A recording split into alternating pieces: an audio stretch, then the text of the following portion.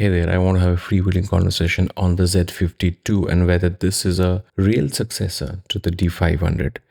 The short answer is yes, but there can be debates, there are debates. I think the reason people are saying the Z52 is not a real replacement, real successor to the D500 is because the shift in technology that the D500 was in its context at that time, the Z52 is probably not that much of a shift in technology, especially in the current environment, in the current Nikon lineup. It's the same thing that you're seeing with the A1 II and also the R5 II. The negative conversations around those launches are understood because the context is what is making the opinions go that way. And I think that's what's happening with the Z52 as well. So, given all of that as a context, let's look at the Z52 as a camera for wildlife and for birding. Now, let me tell you first how it felt like shooting the Z52 with the 180 to 600. Most people who will shoot with the Z50 will probably get hold of a 180 to 600. This lens, this is, we'll talk about this lens on another video, which is coming soon. Most people will pair these two things together, and that's the story. How do they go together, and how does it feel to shoot this combination? And I started having so much fun shooting birds flying against the sky, against busy backgrounds. At times, flying between leaves. I could just, the camera, the Z52 just picked up the bird, kept following, kept tracking, no problem at all. It felt like cheating. There were situations that I felt it can't be that this easy, but it is this easy with the Z52. Of course, there's this conversations on ibis. Did I miss the ibis? No, because in most situations you're shooting at least 1/800th of a second to 1/2000th of a second. So you're shooting at high shutter speed. So at that point, at least for photos, you're not probably missing ibis that much. Does the ibis help in being able to, in allowing you to sort of spot the bird better because you're not shaking, the scene is not shaking that much through the viewfinder or on your back screen? And the answer is yes. But if you're like even a semi-experienced birder or a wildlife photographer, it's not, this is not going to bother you. The lack of ibis is not going to bother you when it comes to photography. When you're shooting video, I did feel the lack of ibis, but then I was also able to stabilize the whole setup quite well, I think, because the combination overall with the Z52 and the 180 to 600 was not very heavy, at least for a couple of hours or 3-4 hours of shooting. Now I understand how heavy it feels depends on it's very contextual, it's very personal. It changes from person to person. In this, my physical condition at this point, in this kind of weather where it's winter now, it's fairly okay. It's fine. If the temperature is about 10 degrees higher, I will probably be saying something different. I'll not be saying that hand holding and steadying the camera will not be that easy. Definitely, I completely agree with that. But I think overall, if you're able to sort of get a tripod or a monopod or be able to put the camera somewhere where you don't have to take the whole weight of the camera and the lens combination, it's mostly the lens, right? If you're able to get some support, then maybe you can figure out a way to sort of get a stable footage with video as well. And video is important here because the Z52 honestly has tremendous video capabilities. It has the 4K 60 has 1.5 times crop, but that crop is like a superpower, right? At that, because you're getting that 50% more reach in 4K 60, and I absolutely love that. I think that's for this camera to give me 4K 60 and that amount of reach is tremendous for video.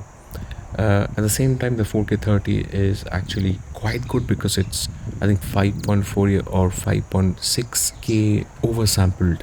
So it's a very detailed image that you get in the 4K 30 mode, and it's 10-bit. You're shooting in N-Log. Fantastic. It grades so well. Up to 6400 ISO. 10-bit N-Log footage from the Z52 is very, very clean.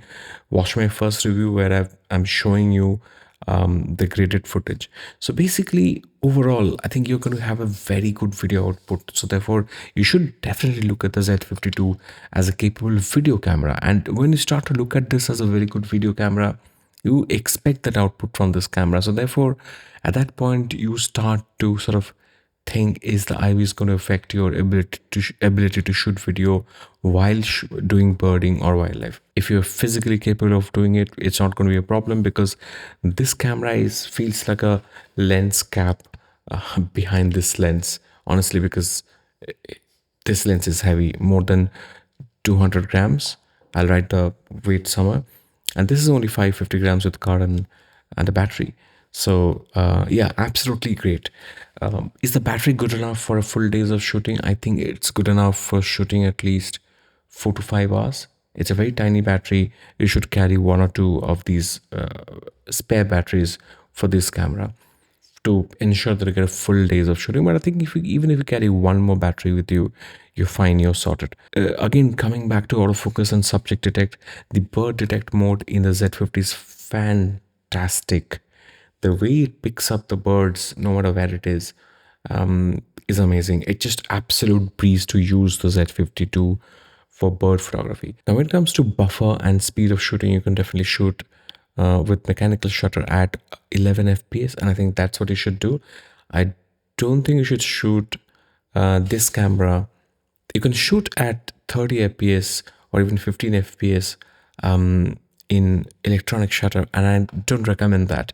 I do not recommend that because the sensor in this camera is not that fast, and therefore you'll get that jello effect. You get that distortion if there's movement in the shot. You can do everything with a V30 card. You don't even need a V60 card at all, because I have done my test and I've figured out that you can do 4K 30 for about 40 minutes, 35 to 40 minutes in a V30 card. You can do 1080 unlimited, all 10-bit in a V30 card. You can just keep shooting at the highest burst rate at 11 frames per second, again in a V30 card, when you're saving both raw files and JPEGs, right? Now, there is no difference.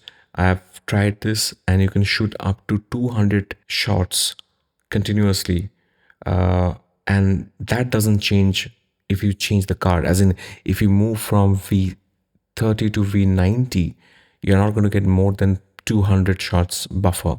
The buffer is fixed at 200 shots, which I think is honestly great for most situations, right? Because at 11 fps, you're shooting for almost like 19, 18, 19, 20 seconds if you have a buffer as deep as 200 shots. So yeah, overall, if you keep shooting with this lens, the weight, the ergonomics, by the way, this camera now has a deeper grip. Let me show you. This camera now has a deeper grip, and the deeper grip really helps you, because you're basically, when you're shooting this camera, you're basically holding primarily the lens, and you're just kind of balancing the entire setup with the grip on the body. That's the role of the camera, because it feels so light in comparison. So when you're doing that, you're essentially trying to handle the lens. So at that point, you have to figure out whether you want to take this tripod collar off. So at that point, you need to figure out how to use the tripod collar. So I keep it on top because I can just carry the entire setup easier. You may choose to just, loosen it from here and turn it and position it somewhere like this. That's also an option. I don't find it convenient because I just somehow don't find it convenient. I like it when the collar is on top. A hidden superpower of this camera is the EVF and how bright the EVF is. Honestly, at that point, I've like I never understood why the high resolution of the EVF matters to people. Like I almost never zoom into the EVF to check for detail. Like I'm just trying to frame the shot and just trying to figure out if it's in focus, and I very rarely use the EVF to do that. So maybe it's just how I use cameras. It doesn't matter to me that much. The brightness definitely does. Like out of the field, when you have a bright day, it really helps to get an EVF that's really bright and allows you to view the scene properly. And I think that's where the new EVF is really, really handy. So I think overall, what Nikon has done is amazing. The way they have sort of, you know, upgraded the camera just in the right places. Also, let me tell you, the wake up time for this camera is fantastic. It's just almost instant. That's not true for any of your Sony cameras or your Canon cameras, no matter what camera they are, right? So the wake up time takes a bit of time.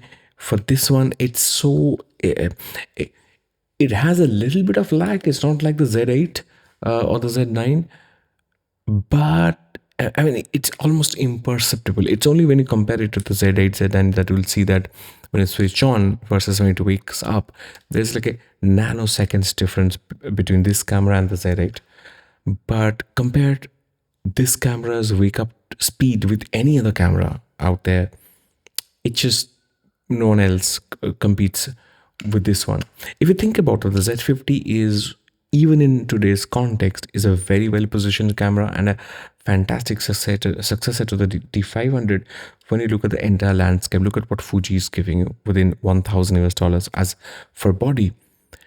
I mean, the XS20 is about 1,300 US dollars, if I'm not wrong. So it's more expensive than this. The R7, which has some autofocus problems and it's been reported quite well, that's again, I think 1,500 US dollars. The A6700 is quite, I think 1,500 or 1,700 US dollars. So the only camera that comes closest to this is actually the R10. And if you look at it, the R10 has a little bit of video autofocus issues. And the autofocus overall is not as swift as this one. Okay, if you go by the reviews and the reports. Overall, then, it's a very, very well done camera. Yes, the R10 has a 24 megapixel sensor, and this is a 21 megapixel sensor. But then, so the Canon APS-C cameras will typically have a slightly smaller sensor than Nikon or Sony's APS-C cameras. So overall, if you look at it, the way the Z52 is positioned is fantastic. I think it's a sweet spot. Yes, there is scope for Nikon to make something like a Z70 to compete with the R7, and I would say more correctly to compete with the A6700, because it should do a lot more in video if it's a more premium body. So I think there is scope for Nikon to do a one-up on the Z52. That's going to be a more expensive camera, doing a lot more things for video and photography. But for what this camera is supposed to be, like, you never complain about IBIS on a D500, right? It didn't have an IBIS. So for what this camera is, supposed to do out in the field for birding and for wildlife, I think this is an amazing camera. If you're looking for a budget setup for your wildlife, especially with the 180 to 600, and of course, if you are someone older, you are looking for a slightly lighter setup, the 400 4.5, the 600 6.3, those are amazing prime lenses to go with the Z52. Where you save weight, you probably gain a bit more in autofocus speed, because those lenses have faster motors compared to the 180 to 600. Let's not make the mistake of assuming that the 180 to 600 is not fast enough. You're not going to perceive the difference because you're not pushing the camera that much. You're shooting at, like, when you're shooting at 120 frames per second, maybe you see the difference between the 180 to 600 on a Z8 versus the 600 6.3 on a Z8. But on the Z52, autofocus motor and therefore the autofocus speed is not going to matter to you at all. So the 180 to 600 is a very capable lens for a camera like this. And if you don't like that, if it's too heavy for you, of course, like I said, you can go for the 400mm. So overall, I think it's definitely a worthy success to Z52. I just don't understand some of the opinions that are coming, that I'm seeing from some quarters. Initially, when I just looked at the specs, and this is true for this camera a lot. This is tremendously true for this camera. When I first heard the news about this camera, I was judging the specs of the camera against the expected specs in my head. But then when you use the camera, that smile on your face, right? That's not that's not about specs. That's not about a spreadsheet calculations of what this camera costs and what it should give you. It's just pure joy shooting this camera, and you're going to have a smile on your face. You're going to like enjoy shooting birds with this, and you're going to enjoy it like a sport. And that's what it is all about, and this camera delivers on that. I'm going to see you on with another video soon. Subscribe to this channel, help me grow to 8,000 subscribers soon. Let me know what more you want to know about the Z50II. I have to return it to Nikon in a couple of days, but if I have opinions to share by the time, I'm definitely going to share that. So the moment this video is out, let me know what you want to know. I'm going to see you soon with another one.